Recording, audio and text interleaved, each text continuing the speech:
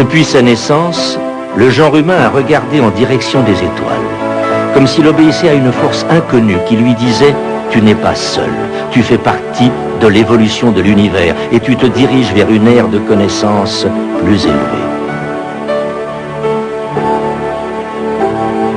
Avec sa complexité infinie et son influence indéniable, l'univers en expansion est le kaléidoscope des rêves humains. Grâce à de nouvelles attitudes et à de nouvelles approches, notre compréhension grandit, emmenant la science vers de nouveaux horizons.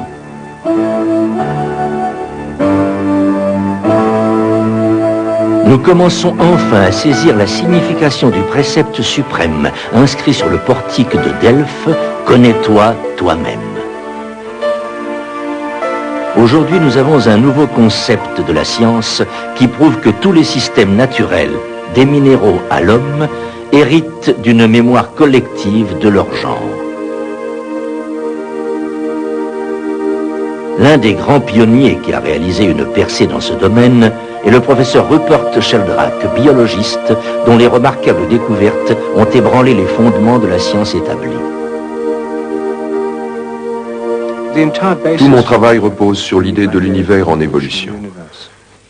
Jusqu'en 1966, la plupart des gens voyaient l'univers comme quelque chose d'essentiellement statique, surtout les physiciens. L'idée était que l'évolution se produit sur Terre dans les domaines biologiques et humains, dans un univers qui est au mieux statique, au pire en train de s'arrêter, un univers qui ralentit plutôt qu'il évolue. Depuis 1966, nous avons l'idée d'un cosmos en évolution, une évolution en cosmologie. Et cela change tout, car maintenant, nous voyons l'évolution biologique dans le contexte de l'évolution cosmique. Et l'idée d'évolution cosmique nous donne à penser que la physique, la chimie, tout est en train d'évoluer. D'où mon interrogation. Si tout est en train d'évoluer, pourquoi les lois de la nature n'évolueraient-elles pas elles aussi, comme toute habitude? C'est l'essentiel de mon travail sur la résonance des formes. Et il dépend entièrement de la perception que j'ai de l'évolution de l'ensemble de la nature. La conscience de notre héritage fondamental est inhérente à notre être. L'éveil de la sagesse de l'ensemble est inexorablement gravé au sein de l'essence de notre esprit. L'influence de la motivation à la concrétisation est à la base de notre existence et est prévisible dans le cours de notre évolution.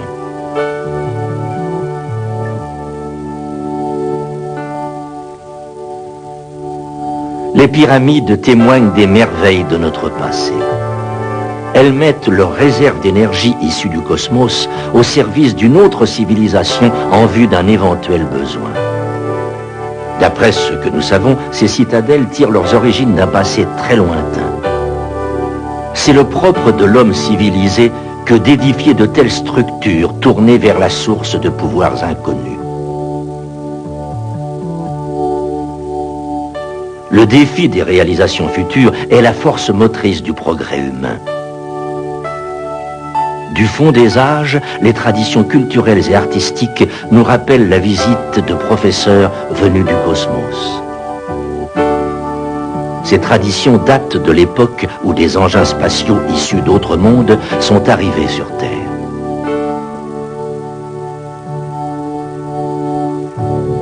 Les faits historiques apportant la preuve de fréquentes visites d'extraterrestres ont été révélés par Erich von Däniken.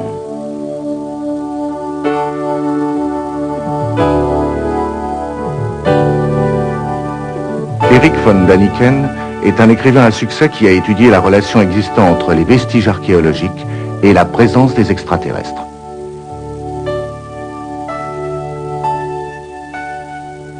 Nous sommes influencés par des extraterrestres depuis des milliers d'années et nous continuerons à l'être dans l'avenir.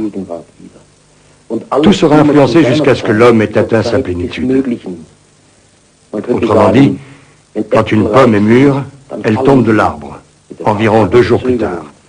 C'est pareil dans la pensée globale. Les extraterrestres nous influencent aujourd'hui. Ils influencent des personnalités éminentes qui, de ce fait, pensent positivement et influencent les autres à leur tour. Il y a ainsi un courant constant d'énergie, de pensées nouvelles, d'idées nouvelles aussi, de l'extérieur vers l'intérieur et de l'intérieur vers l'extérieur. Il y a des milliers d'années, les ancêtres des Indiens du Pérou avaient une civilisation extrêmement avancée. Ce peuple vivait dans la jungle de l'Amérique du Sud. Ces traditions évoquent la visite d'hommes venus de l'espace. On trouve dans leurs réserves de la région de Nazca d'étonnantes lignes géométriques gravées à même le sol et connues pour être un site de pistes d'envol et d'atterrissage d'engins volants. On y a trouvé des objets très anciens qui ressemblent beaucoup à nos avions d'aujourd'hui. Les étonnants motifs relevés dans certains champs d'Angleterre ont suscité un grand intérêt et on peut se poser la question d'un éventuel rapport avec les dessins géométriques du Pérou. Erich von Däniken, écrivain. Je connais bien les Indiens Hopi qui vivent aujourd'hui en Arizona. Mais leurs traditions disent qu'il y a des milliers d'années, ils étaient établis en Amérique du Sud. Et que c'est à cette époque qu'ils ont été déplacés par des visiteurs extraterrestres, appelés Kachinas. Les Kachinas ont sauvé les Indiens Hopi quand leur continent a menacé de sombrer. Ces êtres célestes, les Kachinas, sont les professeurs des Indiens Hopi. Et aujourd'hui encore, les Hopi fabriquent des figurines représentant les Kachinas pour la nouvelle génération, de sorte que nul ne puisse oublier la visite des initiateurs venus de l'espace. Aujourd'hui encore, les Hopis sont convaincus que les Kachinas reviendront sur Terre un jour. Il est intéressant de noter qu'en montrant à barbe blanche l'un des membres les plus âgés des Indiens Hopi des photos des sites mayas de Tikal et de celui de Palenque, il est devenu tout excité et a dit « Nous comprenons cela. Nos ancêtres les ont construits selon les indications des Kachinas. » L'immense source d'énergie du cosmos peut être domestiquée et concentrée pour constituer une forme d'énergie électrique et magnétique très puissante. Cette énergie a un grand potentiel destructeur et le pouvoir de la contrôler ne peut être donné qu'à des gens dotés d'une compréhension et d'une sagesse élevée. Des réserves de cette énergie ont été constituées dans les grandes pyramides par une autre race, il y a des milliers d'années, quand ces appareils avaient besoin de se réapprovisionner lors de vols de reconnaissance à travers l'univers. Ces unités d'approvisionnement ont été édifiées à l'intérieur de la structure protectrice des pyramides afin que nul ne puisse les découvrir. Tandis que le monde s'interrogeait sur ces mystérieux monuments égyptiens, nos sondes spatiales localisaient d'étranges pyramides semblables sur Mars. Johannes von Buchlar, astrophysicien, écrivain. Nous avons trouvé de très anciennes structures sur Mars, des pyramides, et en particulier un grand visage humanoïde regardant vers le ciel.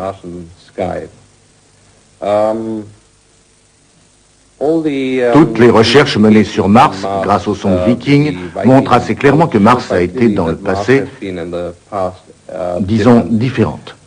La composition physique indique un système écologique et les pyramides, justement, indiquent de façon vraiment claire qu'il ne peut s'agir de structures naturelles.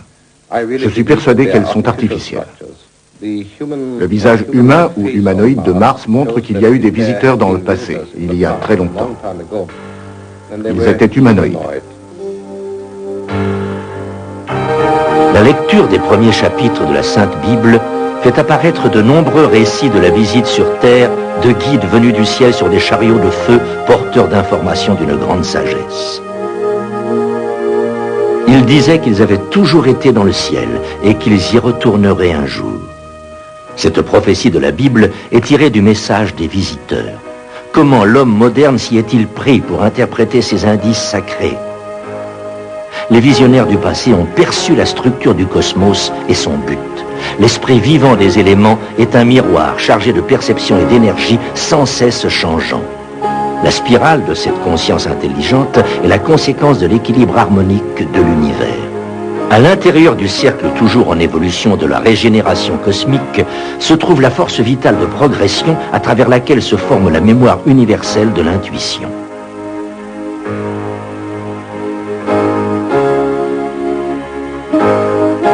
Léonard de Vinci était un grand visionnaire.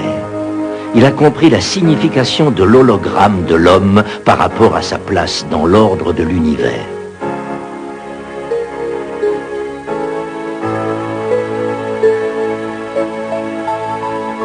Parmi les premiers astronomes, nombreux sont ceux qui ont étudié le ciel d'un point de vue principalement idéologique. Galilée s'est appliqué à analyser le cosmos dans le seul but de découvrir les lois qui le régissent.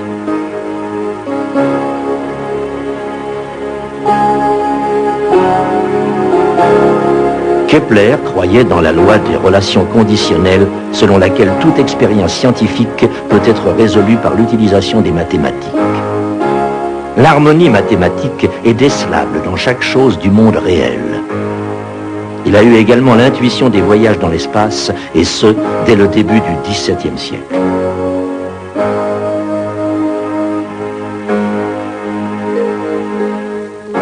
Dans une lettre à Galilée, il écrivait « Créons des vaisseaux et des voiles adaptés à la voûte céleste, et leurs passagers n'auront pas peur du vide. En attendant, nous préparerons pour ces courageux voyageurs du ciel la carte des déplacements des corps célestes. Je le ferai pour la Lune, et vous, Galilée, pour Jupiter. »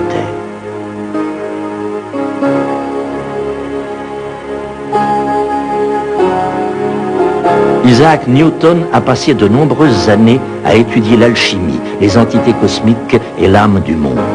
Sa loi de la gravitation universelle implique une vision sacrée. Toute particule de matière attire les autres particules. Tout est en intercommunication, mais de l'avis de Newton, une telle force ne peut émaner des particules elles-mêmes. Elles n'ont pas un tel pouvoir d'attraction. Cette force gravitationnelle dépend plutôt de Dieu, dit Newton. C'est l'expression de sa volonté. Cet aspect de la pensée de Newton a cependant été vite oublié. Les forces cachées interférant dans l'espace ont vite été attribuées à la matière elle-même. Elles proviennent de la matière elle-même plutôt que de Dieu. Quand Dieu fut finalement complètement éliminé de la vision de Newton, il ne resta plus que l'équilibre universel. L'univers est basé sur un équilibre espace-temps absolument mathématique, contenant des forces et de la matière inerte et totalement gouverné par une loi mathématique interne.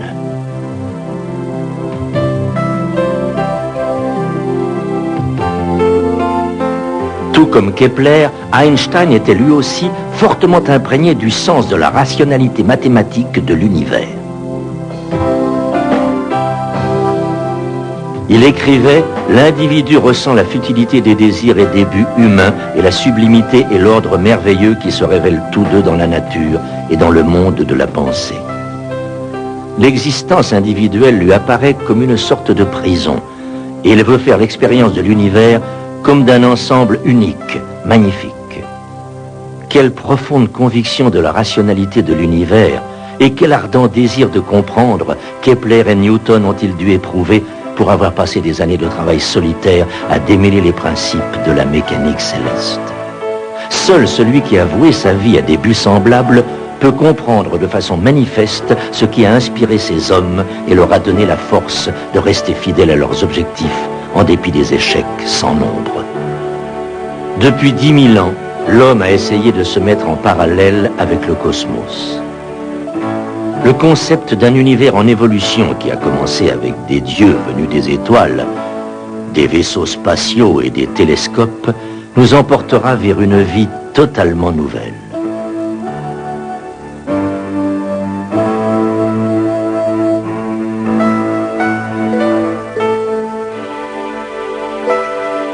Chris Griscom est la fondatrice de l'Institut mondial de la lumière et de l'école Nizhoni pour la conscience globale. Elle enseigne l'harmonie de l'homme selon sa place dans l'univers et les niveaux de conscience de l'esprit appliqués aux lois cosmiques. Tout est vivant. Tout. À l'intérieur ainsi qu'au-delà de nos champs perceptifs. À l'étincelle de vie. L'univers n'est que l'expression de ce que nous pouvons toucher, sentir et voir. Nous sommes faits d'atomes de carbone. Les étoiles sont faites d'atomes de carbone. La Terre est faite d'atomes de carbone. Nous nous interpénétrons et nous évoluons tous à l'intérieur du même milieu. Quand une conscience est capable de ressentir cela à la manière d'un enfant, pour un enfant, un caillou est vivant et parle, un oiseau aussi ou une plante. Il a aussi l'occasion de s'identifier avec l'univers. Nous avons perdu cette identification. Il est nécessaire pour nous aujourd'hui d'aller au-delà de la compression de notre vie quotidienne afin de comprendre le but de notre existence. L'univers nous fournit une magnifique toile de fond pour y arriver et la capacité de poursuivre au-delà des limites de notre petit moi et de regagner ce sens d'appartenir à quelque chose de plus grand que notre individu.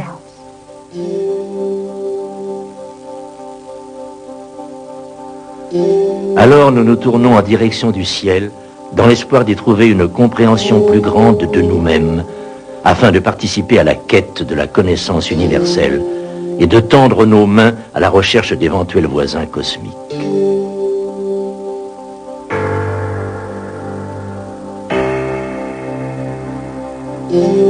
Johannes von Butler.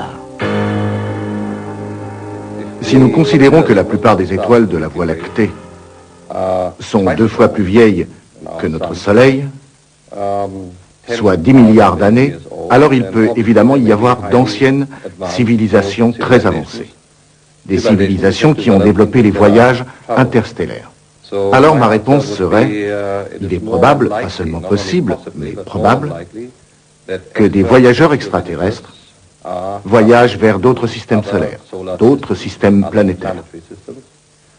Donc, nous devrions nous attendre à avoir des visiteurs extraterrestres dans notre système solaire, qui observent la civilisation humaine.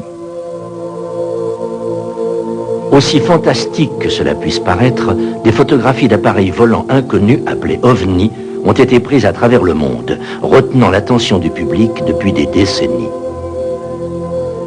Cette photo a été prise au Brésil en 1978. Ceci a été photographié en Suisse en 1975. Ces 2 ovnis ont également été photographiés en Suisse en 1975. Cette photo a été prise en 1971 en Australie. Cet objet a été vu au Canada en 1987. Cet ovni a été photographié en Allemagne en 1977. Cette photo a été prise en Colombie en 1971. Cette photo d'un objet brillant a été prise à Charleston, en Caroline du Sud, en 1980. Encore une photo prise en Suisse en 1975. Cet ovni déployant une vapeur gazeuse a été photographié en 1974 au Danemark. Celui-ci a été vu en 1977 en Uruguay. Un ovni en Indonésie photographié en 1974. Ces 3 boules lumineuses ont été photographiées à Barcelone en 1978. Chaque année, un nombre croissant de photographies d'ovnis sont prises par des témoins à travers le monde, donnant de nouvelles preuves de l'existence de visiteurs extraterrestres. En 1946, George Adamski, professeur de philosophie, a pris le premier film d'un engin spatial extraterrestre. Celui-ci montre un étrange schéma de vol. Cette photo montre 3 boules sous l'appareil servant de condensateur pour l'électricité statique. Ce film, pris aussi par Adamski, montre une sorte de disque décrit comme étant un appareil de reconnaissance très petit, mais d'une grande technologie. Adamski était un astronome amateur possédant un télescope de 15 cm et qui scrutait le ciel depuis les pentes du mont Palomar, En 1946, il a observé un immense ovni en forme de cigare et a été stupéfait de voir sortir plusieurs ovnis de ce vaisseau mère. Il a pu prendre une série de photos de cet étonnant phénomène. Après avoir pris de nombreuses photos ainsi que des films de ces machines volantes extraterrestres, Adamski vécut un événement qui allait changer sa vie. Le 20 novembre 1952, il a son premier contact avec un visiteur extraterrestre d'apparence humaine. Alors qu'il marche dans le désert de l'Arizona, il se trouve soudain face à face avec un extraterrestre debout à côté de son engin spatial posé au sol.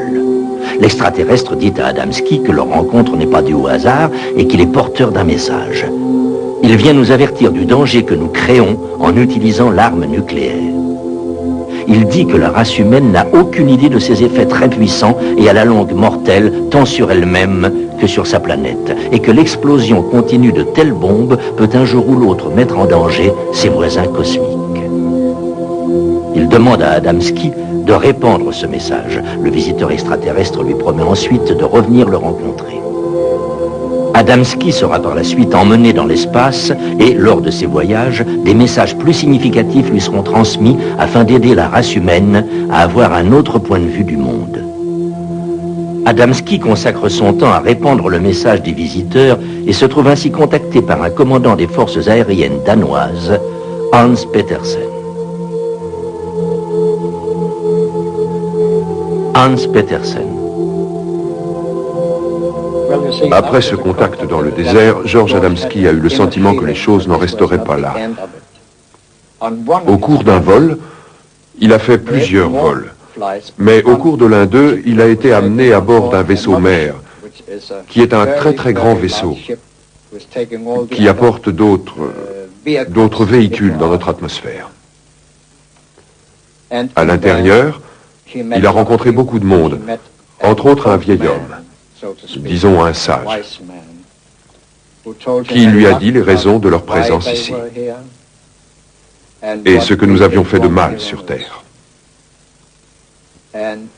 Et à la suite de ces expériences, George a écrit un livre, À l'intérieur des vaisseaux spatiaux.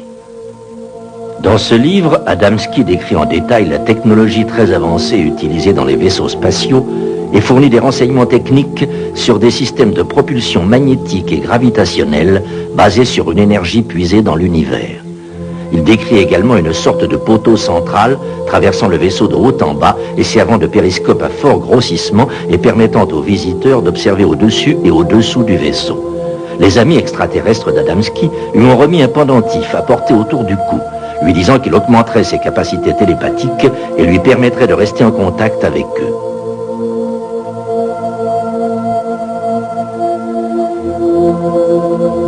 Un autre témoin a été lui aussi vraiment ébranlé par son expérience après avoir vu et photographié un ovni. Le docteur Fry était ingénieur en fusée et chef d'une équipe de scientifiques employés par le gouvernement américain au centre d'essai des Sables Blancs au Nouveau-Mexique quand il a pris ses films et ses photos. C'est le 4 juillet 1949 que le docteur Fry est contacté pour la première fois par des visiteurs extraterrestres. Il l'informe que l'humanité vit en danger d'autodestruction totale à cause des moyens qu'elle a elle-même créés et que la technologie de la Terre a progressé plus vite que la capacité de l'homme à se contrôler lui-même. On lui dit que la paix est le résultat automatique de la compréhension entre les hommes et les races et que cette compréhension des êtres humains est la clé ouvrant sur un monde uni. Docteur Daniel Fry.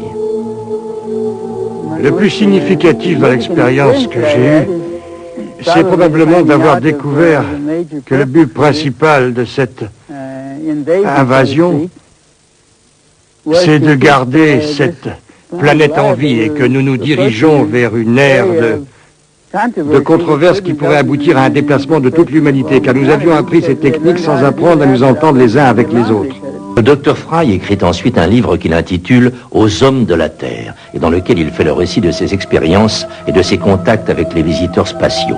Il voyage et donne des conférences afin de répandre le message de ses amis extraterrestres. Il s'attire le soutien de gens issus de toutes les couches de la société. Hans Petersen. Nous sommes sortis et nous avons vu un vaisseau spatial en vol qui est passé près de nous et a tourné en direction du sud. Il est revenu vers nous, est passé au-dessus de nos têtes et a disparu au nord. 1 heure plus tard, il est revenu, volant à basse altitude. Il est passé devant la Lune, qui s'est élevée entre-temps, et on a pu voir que c'était une soucoupe du type Adamski. J'ai été vraiment très près d'eux. J'ai vu les disques télémétriques, les petites soucoupes volantes qui font des reconnaissances. Elles étaient à 75 mètres. 2 d'entre elles. J'en ai vu une disparaître sur ma terrasse. J'ai vu des soucoupes volantes du type George Adamski. À 200 mètres environ, devant ma voiture. J'ai vu 2 soucoupes volantes atterrir. Et dans les 2 cas, j'étais avec ma femme. Alors j'ai un témoin. Le fondateur de la société allemande des ovnis, Karl Veit, est aussi un éditeur spécialisé sur le sujet. Il a publié des livres écrits par certains contacts des extraterrestres et s'est rendu compte de la valeur de ces informations. Karl Veit. Nous étions 12 assis dans le jardin. Et les photos ont été montrées par cet homme de la télévision. Je les ai réexpliquées aussi bien que j'ai pu. Au milieu de mes explications, la petite fille, le membre le plus jeune de cette famille, a crié « Papa, qu'est-ce que c'est ?» Nous étions alors tous en train de regarder l'écran. Nous avons regardé dans la direction qu'elle indiquait et avons vu un grand et magnifique ovni à la verticale au-dessus de nous. Enfin, presque à la verticale. Nous étions bien sûr tous étonnés. Nous l'avons fixé, puis avons agité nos mains. Et d'une certaine façon, nous l'avons remercié d'être venu pendant la conférence. Et de nous avoir salués comme pour dire oui, c'est de nous dont vous êtes en train de parler. Anthony Dodd est un agent de police britannique à la retraite qui a eu un contact étroit avec un ovni. Depuis, il est devenu directeur de recherche à Quest International, la plus grande organisation d'études des ovnis en Europe. Anthony Dodd. Je conduisais une voiture de patrouille dans un coin reculé du Yorkshire quand j'ai vu la plus étonnante machine volante discoïde qui soit. Cette machine était à peu près à une centaine de mètres au-dessus de la route. Elle était d'un blanc étincelant. Elle avait des lumières de couleur tournant au-dessous d'elle. Elle était surmontée d'un dôme et avait des sortes de portes. Elle n'allait pas à plus de 30 km à l'heure. Mais le plus étrange, c'est qu'elle était silencieuse. C'est la chose la plus étonnante que j'ai jamais vue. C'était sans nul doute un véritable ovni. J'en suis convaincu. Ça ne ressemble en rien à ce que nous connaissons et qui vole. Ça a eu un effet sur la radio de ma voiture. Ça a brouillé toutes les transmissions par de grosses interférences. L'objet s'est éloigné et a disparu au loin, semblant atterrir dans une forêt sur la colline.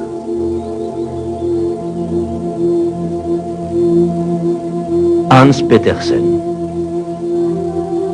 George Adamski m'a dit un jour qu'ils étaient présents dans tous les pays, à travers le monde. Ils vivaient parmi nous, travaillaient. Un jour, il en a rencontré un couple à New York, sur la 5e avenue.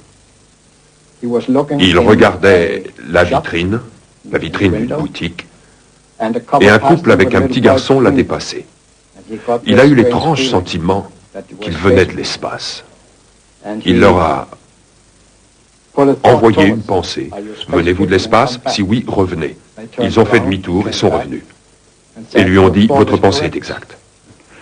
Et dans ce sens, toutes ces personnes qui sont entrées en contact avec les extraterrestres sont confrontées à ces faits merveilleux. Et elles ont pu ainsi comprendre, au cours de leur vie, la raison de leur présence ici. C'est aussi ce qui a été dit à George Adamski, qu'il devait être un pionnier dans le domaine des ovnis, parce que dans son développement, la race humaine fait maintenant face à de grands problèmes. La première chose qui m'a fait comprendre qu'il y avait vraiment quelque chose d'autre qui se passait, c'est le résultat de la première apparition. Après ça, utilisant mon esprit policier, j'ai regardé dans la région où j'avais vu cette chose. Et durant quelque temps, j'en ai revu plusieurs. Ce devait être un événement assez régulier. Et je les ai vus d'assez près. Je les ai vus faire des figures aériennes, presque occasionnellement, comme si c'était pour moi, au-dessus des collines, très éloignées. À une occasion, l'un d'eux est passé et a volé au-dessus de ma tête. Je lui ai fait des signaux avec ma torche. La chose a fait demi-tour, est revenue, et une fois au-dessus de ma tête, elle n'était qu'à environ 7,50 mètres au-dessus du sol. Il y a eu une grosse lumière à l'avant, en forme d'ellipse. Une fois arrivé près de moi, la lumière a cru en intensité, affaibli, a augmenté en intensité et a diminué à nouveau. Comme s'il me rendait mon signal. Et puis il a tourné et est reparti. J'ai su à ce moment-là que c'était une machine contrôlée par une intelligence qui avait reconnu mon signal. J'étais certain, avant ce jour-là, qu'il y avait des appareils extraterrestres dans le ciel. Mais cette expérience m'en a vraiment convaincu.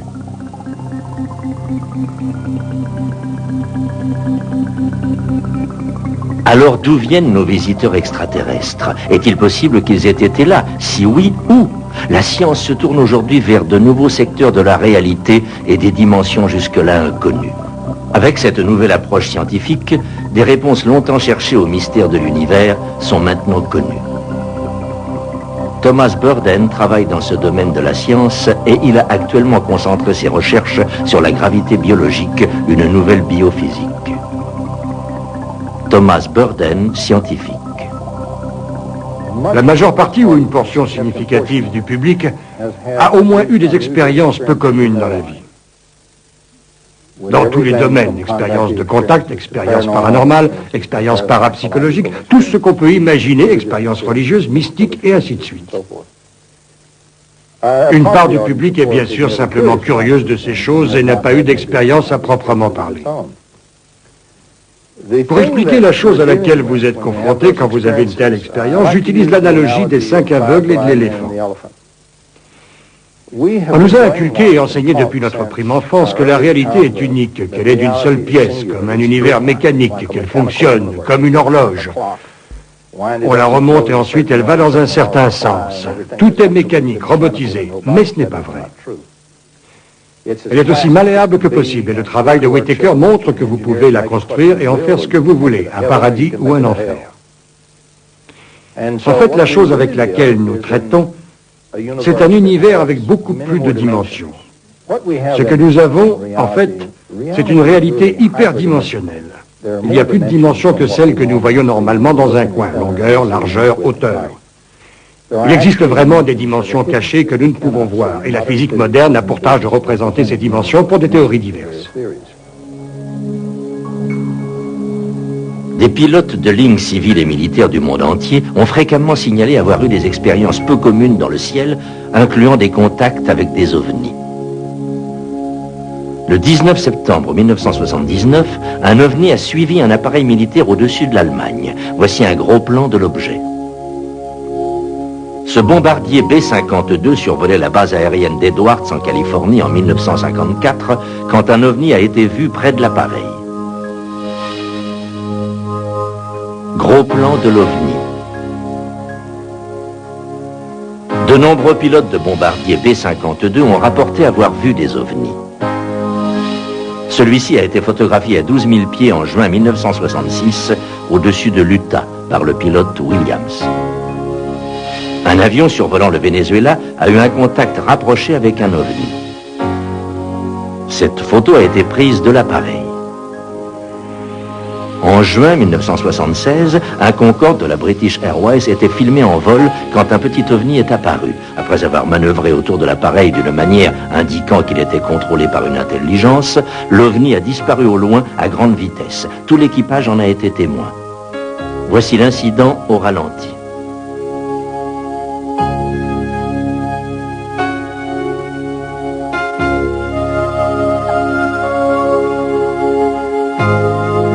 Parmi les centaines d'ovnis signalés chaque année par les pilotes, le plus étonnant a été filmé sur un appareil commercial par un passager, John Oldfield, tandis que l'avion se trouvait à 9000 pieds au-dessus de Stratford, en Angleterre, le 2 juin 1966. Le film montre la capacité de l'objet à réaliser des prouesses d'accélération bien au-delà de nos possibilités actuelles. Voici le film au ralenti. Cette photo a été prise le 7 février 1979 à l'aéroport de Zurich, quand un ovni lumineux a surgi devant un appareil. Le 14 avril 1977, un pilote de ligne suisse a eu une rencontre avec un ovni. Hans-Georg Schmid a soudain vu un objet approcher rapidement de son appareil. Il s'est arrêté à environ 5 km de lui, brillant intensément et a ensuite disparu. Les unités de radar au sol, civiles et militaires qui suivaient la trace de l'objet, ont plus tard informé le pilote qu'il se déplaçait à 5 fois la vitesse du son. Qui ont tombé des parachutes avec des flashs. Jamais quelque chose comme ça. Jamais. Je ne peux pas dire qu'est-ce que c'était. À 21h, le 4 janvier 1988, le capitaine Dovi Stahl a repéré une lumière dans le ciel au-dessus de sa position. L'objet a semblé descendre et a ensuite commencé à se balancer de droite à gauche, après quoi il est remonté à sa position initiale. Les pilotes, témoins de ce genre de phénomène, sont priés de faire un rapport officiel, mais a été tiré du film.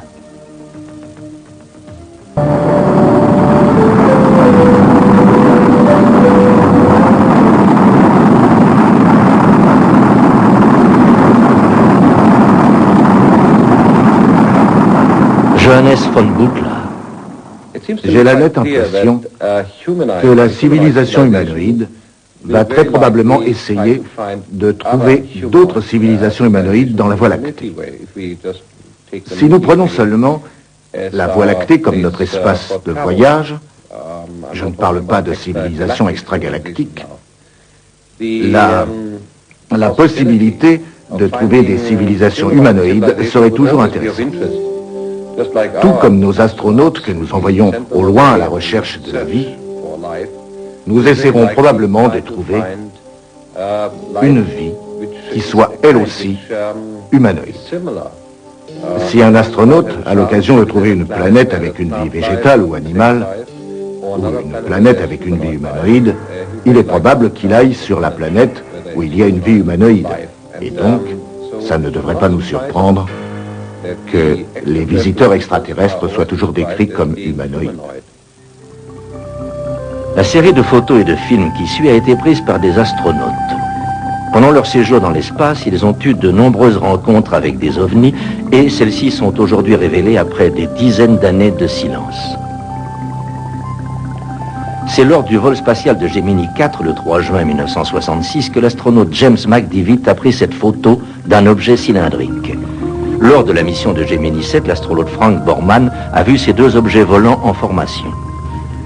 Lors de la mission Mercury 1, le 20 février 1962, John Glenn a pris cette photo de deux objets étincelants. Lors de la mission Gemini 11, le 13 septembre 1966, Pete Conrad et Richard Gordon ont observé un groupe d'ovnis près de leur capsule. Ils les ont décrits comme grands et très brillants. Au cours de la mission Apollo 11, en juillet 1969, Neil Armstrong et Buzz Aldrin ont vu ces deux ovnis en orbite autour de la Lune.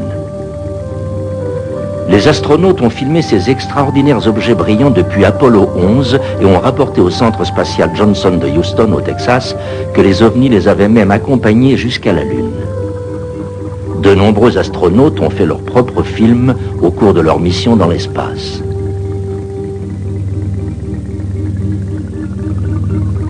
Ce film pris par James McDivitt montre sur un seul plan assez long les remarquables capacités acrobatiques des ovnis. Les astronautes rencontrent des ovnis si régulièrement qu'ils font maintenant partie de leur vie quotidienne. Pourtant, des consignes leur interdisent de parler de ces rencontres au public. L'un des premiers à rompre le silence est l'ancien astronaute Brian O'Leary, professeur de physique et astronome à l'université de Princeton. Il a proposé pour la première fois de parler de la réalité de ces visiteurs venus d'un autre monde. Brian O'Leary. Ce que je sais de ma propre expérience, et des recherches et des études scientifiques, c'est que le phénomène OVNI et certains autres événements sont une réalité, si incroyable que cela puisse paraître. C'est finalement arrivé. Le premier homme a posé le pied sur la Lune. C'est un petit pas pour l'homme, un bond de géant pour l'humanité. Pendant leur marche sur la Lune, un grand ovni éclatant de lumière s'est arrêté au-dessus de leur tête. Alors qu'ils étaient en orbite autour de la Lune, un grand objet est resté visible assez longtemps avant de disparaître soudainement. Cet ovni a été vu au-dessus du site d'atterrissage. Cet ovni en forme de cigare a été photographié depuis le module de commande en orbite autour de la Lune. Lors du vol primordial d'Apollo 11, les astronautes ont plusieurs fois rapporté au centre de contrôle de la mission qu'ils étaient escortés par des objets volants non identifiés. Après s'être posés sur la Lune, les astronautes ont déclaré que les ovnis étaient toujours présents à bonne distance au-dessus d'un énorme cratère. Ils étaient très conscients d'avoir été observés tout au long de leur mission.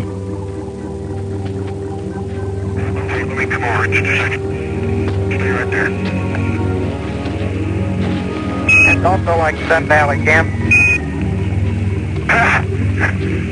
Yeah, powder. I was strolling on the moon one day in a merry, merry month of December. No, May's the month. May, that's right. May is the year of the month. When much to my surprise, a pair of lovely eyes. Hello, Ryan, it's Houston. Hi there, we lost you for a while.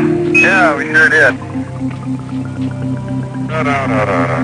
Ce bond de géant jusqu'à la Lune a marqué la naissance de l'ère spatiale. Les voyages dans l'espace ont ouvert à l'humanité des possibilités sans nombre d'explorer de nouvelles frontières. La NASA projette déjà de développer des colonies sur certaines planètes, à commencer par Mars. Professeur Jesko von Puttkamer, spécialiste de l'espace au bureau directeur de la NASA. L'espace offre une croissance illimitée. On ne peut obliger une forme vivante quelconque à cesser de grandir. Les gens ont besoin de croître, d'avoir plus de place et de nouvelles frontières. L'accès à l'espace le leur fournit. Donc, la Lune, et en particulier Mars, en tant que nouvel environnement, apporteront l'espoir aux futures générations dans de nombreuses décennies dans l'avenir, de pouvoir continuer à se développer. Si nous ne le faisons pas, la Terre restant limitée, notre race devra cesser de croître, totalement, complètement. Autrement, nous détruirions l'environnement et je doute que cette proposition de cesser de croître soit acceptée par toute forme vivante, y compris les humains. Les gens veulent s'épanouir, avoir des enfants. L'influence compulsive de nos origines est l'énergie qui alimente la vie elle-même. Le but de notre existence est de nous rapprocher toujours plus de la source de la création par l'expansion de nos horizons et de nos espèces, et d'explorer les frontières de l'infini qui constituent notre héritage. Professeur Jesko von Puttkamer. L'autre aspect de la question, c'est que pour poursuivre notre croissance intérieure, nous devons avancer à l'extérieur. En ce qui me concerne, j'ai toujours été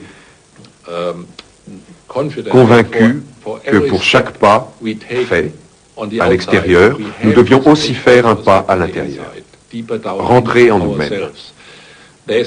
Il nous est impossible d'aller explorer Mars ou d'aller explorer l'univers si en même temps nous ne nous explorons pas nous-mêmes pour devenir des êtres plus complexes, mieux cernés, plus respectueux. Ce n'est pas vraiment une nécessité, je crois que c'est plutôt une fatalité, c'est une loi naturelle, qui dit que si nous faisons un pas en direction de Jupiter ou de Mars, et si nous envoyons nos sondes spatiales, nous allons changer, que nous le voulions ou non. C'est un changement dans la conscience. Et nous allons commencer à nous poser des questions auxquelles nous n'avions jamais pensé. Rien que de voir la Terre de l'espace comme une seule petite balle de ping-pong a déjà causé une révolution dans le domaine de l'environnement. Les protecteurs de l'environnement ont mis la photo de la Terre vue de l'espace sur leur bannière, comme un symbole, un mandala. Alors l'espace et son effet de recul, donc la vue de la Terre à partir de l'espace, a aidé à engager une révolution de la conscience de la Terre, les gens la considérant maintenant comme un vaisseau spatial vulnérable qui a besoin d'être réparé et entretenu. Voici quelques impressions d'astronautes qui, pour la première fois, voient la Terre.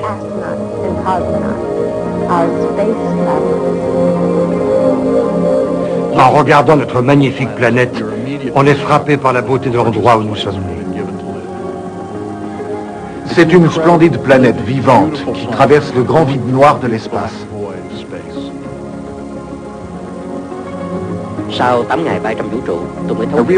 J'ai compris que l'homme avait besoin de recul pour connaître la Terre, pour voir ce qu'il ne peut voir de près. Pas seulement regarder sa beauté, mais aussi pour s'assurer qu'il ne nuit pas à la nature de façon irréversible. Le premier jour dans l'espace, nous nous montrions nos pays respectifs. Le troisième ou le quatrième jour, nous ne désignions plus que nos continents. Mais le cinquième jour, nous ne regardions plus qu'une seule et même terre.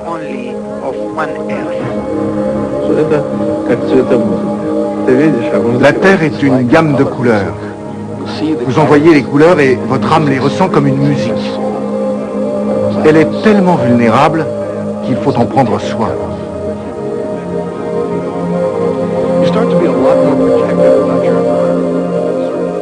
Cependant, un autre astronaute a dit, dans ce silence total de l'espace, des questions essentielles jaillissent du plus profond de nous-mêmes. Où est ma place dans tout ceci? Que signifie je, moi?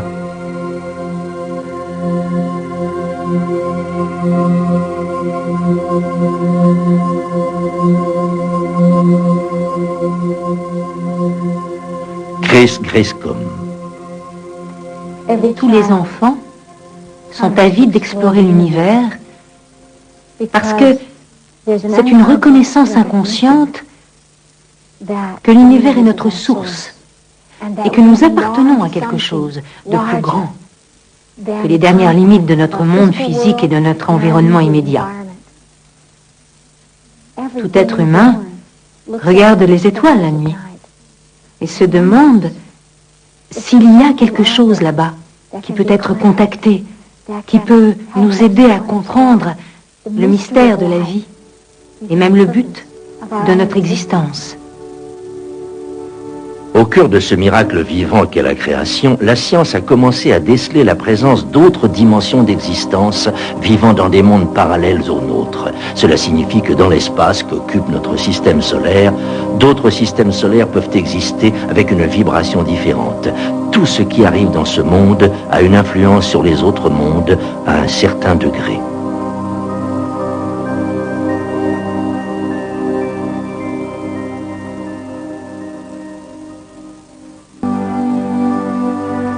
Les vaisseaux mers pénètrent très rarement dans l'atmosphère terrestre, mais exceptionnellement, un tel vaisseau volant à basse altitude au-dessus de l'Allemagne en 1980 a pu être filmé. L'objet a été vu par d'autres témoins dans un village des alentours qui ont déclaré avoir vu 3 appareils plus petits sortir du premier. Ils ont rapporté que l'appareil faisait au moins 30 mètres de long. Ce film d'un vaisseau mer en forme de cigare a été pris à Rhode Island en Amérique le 3 juin 1967. Le balancement du vaisseau est commun à la plupart des apparitions d'OVNI. Des appareils de cette taille et de cette forme ont été signalés partout dans le monde. Cette photo aérienne a été prise par Inaki Ozis lors d'un vol à 8000 pieds d'altitude le 13 février 1968. C'est probablement le même vaisseau mer en forme de cigare qui a été photographié au Texas 10 jours plus tard. Durant les quelques jours suivants, un objet répondant à la même description a été signalé par plusieurs témoins.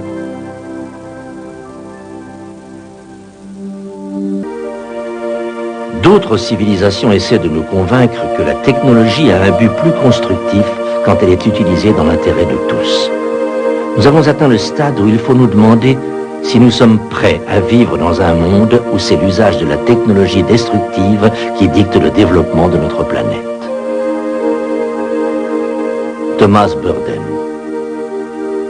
Demandons-nous ce que la technologie qui est utilisée dans le monde d'aujourd'hui essaie vraiment de faire dans la science. À la base, elle essaie de développer des outils qui soient de plus en plus performants, de plus en plus petits, de moins en moins chers et de plus en plus faciles à fabriquer. Si nous allons jusqu'au bout, où cela va-t-il nous mener? À la situation suivante. Les outils deviennent si performants qu'utilisés comme des armes, ils peuvent détruire la Terre. Ils deviennent si petits qu'une personne peut en détenir un capable de détruire la Terre entre ses mains tellement c'est petit. Ils deviennent si bon marché qu'ils valent peut-être 3 000 $ à peine, ce qui fait que de nombreux citoyens peuvent se les offrir. Au lieu d'acheter une voiture, ils peuvent en acheter 3 ou 4. Et ils deviennent si simples qu'il y a plusieurs centaines de milliers de techniciens correctement formés qui, changeant d'état d'esprit, peuvent construire de tels dispositifs. Nous approchons peu à peu de ce stade. Nous allons bientôt l'atteindre. Nous pouvons progresser et résoudre ou réduire l'inhumanité de l'homme envers ses semblables et l'hostilité et l'armement du monde d'aujourd'hui. Si nous ne le faisons pas, nous ne survivrons pas à notre propre technologie. La puissance de nos outils se retournera contre nous à cause des gens sans moralité. Et nous nous détruirons. L'homme est maître de son destin. Les visiteurs extraterrestres ont pleinement compris les forces de la nature et les ont harmonisées avec les nombreuses variations des 4 éléments, l'énergie créative universelle et leur conception plus élevée. Nous commençons maintenant à comprendre que cette totale connaissance du cosmos doit être à la base de notre nouvelle science. Thomas Burdon. La vie est abondante dans le cosmos. C'est du moins ce que je crois. Par exemple, dans la mécanique quantique. La vision moderne du vide, c'est que, à l'intérieur de ce que nous pensons être le néant, il apparaît constamment une petite particule, une petite forme, un groupe de particules. Et qu'ensuite, elles disparaissent presque instantanément, si vite que nous ne pouvons ni les capturer, ni les mesurer. Mais elles existent vraiment. Nous avons des expériences qui le prouvent. Et elles apparaissent et disparaissent continuellement, et cela à un rythme incroyable. Et n'importe quelle forme que vous puissiez imaginer apparaît de temps en temps dans ce vide. N'importe quel être vivant, n'importe quelle molécule de matière, n'importe quel atome d'or, une automobile, n'importe quoi, un être vivant, un animal, apparaît là à un certain rythme, une certaine fréquence. Et donc ce que nous avons, ce sont des choses appelées images fantômes. Et si nous regardons bien, c'est un domaine dans lequel la plupart des physiciens quantiques sont très mal à l'aise. Mais pourtant, c'est vrai.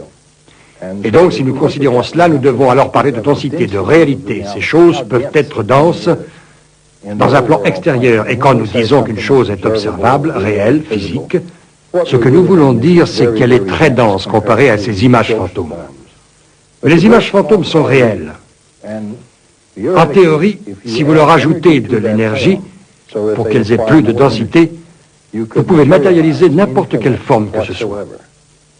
Nous conclurons en montrant que, dans l'espace-temps, la réalité de ces choses, la pensée, le cerveau et l'esprit existent en temps aussi bien qu'en matière. Et donc il y a au moins une dimension commune si nous considérons le temps comme une dimension. Et les images fantômes, qui sont même des images spirituelles, peuvent donc aussi, en théorie, être matérialisées si on leur insuffle suffisamment d'énergie. L'énergie du cosmos est présente en toutes choses. Elle est la force qui entoure notre existence même. Elle fait partie intégrante de la substance de la vie et contient la mémoire de tout ce qui se passe dans l'univers. Le champ magnétique présent dans toute substance interagit avec cette force et s'imprègne de cette mémoire. De ce fait, une évolution inconnue ayant lieu dans un secteur peut être liée à un autre secteur éloigné sans qu'il n'y ait aucun contact physique.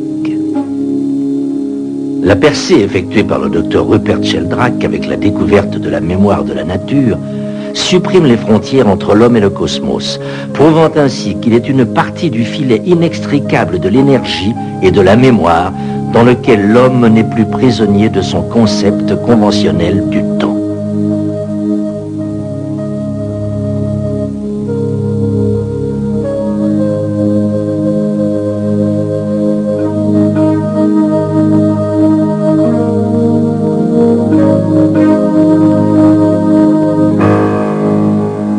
Thomas Burden. Je crois que les recherches de Sheldrake sont très significatives. Il a simplement appelé ça un champ morphogénétique, un champ qui génère une force. Peu à peu, sur une très grande période, il accumule un antidote pour ce qui va mal chez une espèce, par exemple, dans un système. Prenons l'idée fondamentale suivante. Les parties d'un système, bien qu'étant séparées dans l'espace, si elles sont reliées par un potentiel quantique, agissent ensemble comme s'ils étaient partiellement reliés au même système local et pas séparés du tout. Et donc je crois que les implications dans le domaine de la physique sont passionnantes, car nous parlons ici d'une physique qui est un ordre de grandeur plus profond et plus fondamental que la physique que nous avons aujourd'hui. Et étant donné qu'on ne peut échapper au champ morphogénétique, c'est le stimulant qui poussera nos physiciens à rechercher le véritable mécanisme qui provoque cela. Et quand ils auront compris, qu'ils auront accepté, et qu'ils auront appris à travailler avec, ils auront une nouvelle physique plus fondamentale qui pourra servir à améliorer la vie quotidienne. C'est le sens du travail de Sheldrake. Nous sommes reliés à une conscience universelle à travers chacun de nos actes et chacune de nos pensées. Cela crée une force qui gouverne notre évolution au-delà du temps et de l'espace. Chris Griscom. La conscience est illimitée. Nous avons une foule de niveaux de conscience, de connaissance. Par exemple, nous pouvons penser, et c'est une forme de conscience. Nous pouvons sentir, émotionnellement, et c'en est une autre. À côté de ça, existe une conscience qui s'étend au-delà de notre corps physique. Notre conscience, cette étincelle de vie que nous portons tout au long de la vie, ne s'achève pas quand le corps s'éteint. Pas plus qu'elle n'est prisonnière du corps. Par exemple, quand vous dormez, votre conscience voyage en dehors de vous. Quand vous aimez, quand vous êtes relié à des membres de votre famille, ou même à des gens à l'autre bout du monde, votre conscience se prolonge au-delà du domaine physique et perçoit les choses. Nous avons dans le cerveau un système appelé la substance réticulée activatrice. Et quand nous rencontrons une chose nouvelle, il l'enregistre. Il enregistre toutes les réponses et les réactions que nos parents ont avec le monde extérieur quand nous sommes enfants. Nous enregistrons aussi ce qui nous arrive pendant nos rêves. Quand un niveau de notre corps, que nous appelons le corps astral, et qui ressemble beaucoup au corps physique, mais qui est constitué de l'énergie électromagnétique du corps, voyage au-delà de nous-mêmes, dans d'autres dimensions, d'autres octaves, et nous ramène des informations. Souvent, nous appelons cela des informations télépathiques. Nous ignorons pourquoi nous savons une chose, mais le cerveau ne fait qu'enregistrer ce qui est accessible dans ces mondes invisibles. C'est une part importante du potentiel humain. Ça appartient à chacun de nous. Tous les enfants la possèdent. Si vous réfléchissez, vous savez tous que parfois on ressent et on reconnaît des choses qui viennent de plus loin que les limites du corps physique. Et c'est votre conscience universelle qui vous accompagne au-delà de la mort de votre véhicule humain.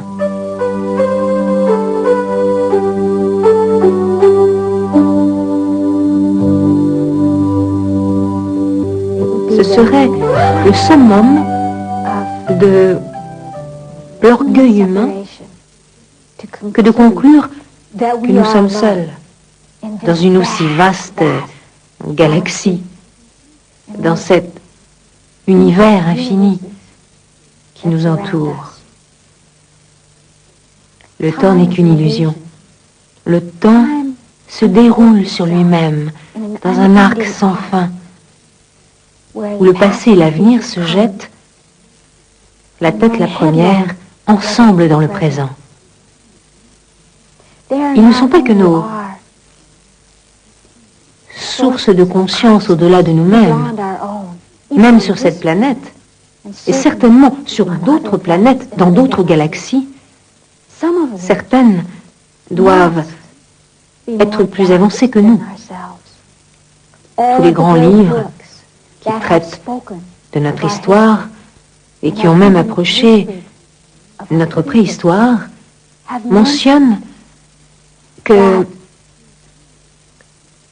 constamment, si nous regardons les éons du temps, il y a eu des visites d'autres êtres qui ont ensemencé notre race, qui ont accéléré notre race, pour que nous puissions comprendre qui nous sommes, comment nous vivons, et l'importance de nos pensées et de nos manifestations, non seulement sur nous-mêmes, en petits groupes, ou sur la planète entière, mais sur notre planète en tant que partie du voisinage de l'univers. Nous pouvons, et nous avons, depuis très longtemps, pu nous entretenir avec ces races. Nous avons l'occasion maintenant de faire naître activement une relation avec eux et d'accéder à tout ce qu'ils peuvent nous offrir, nous apprendre, pas seulement sur les lois de la matière et leurs manifestations, sur les mondes invisibles qui évoluent dans les mondes visibles, sur la compréhension des radiations, sur notre place dans l'univers.